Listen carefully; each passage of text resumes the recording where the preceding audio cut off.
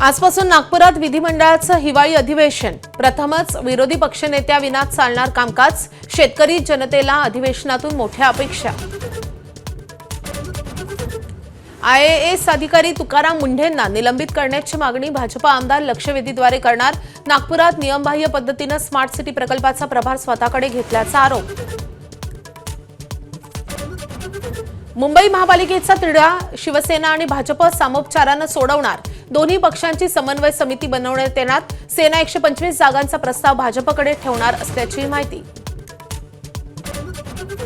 महाराष्ट्राचं शक्ती विधेयक केंद्राने नाकारलं। मुख्यमंत्री देवेंद्र फडणवीसांची माहिती। शक्ती विधेयक 2020-21 मध्ये विधिमंडळामध्ये मंजूर झालं होतं, केंद्राने मात्र नाकारलं। पीएम किसान सन्मान योजनेतून राज्यामधले हजारो लाभार्थी शेतकरी वगळले। आधार आणि ई-केवायसी रखडल्यामुळे नागपूर जिल्ह्यामधून 9161 लाभार्थी वंचित।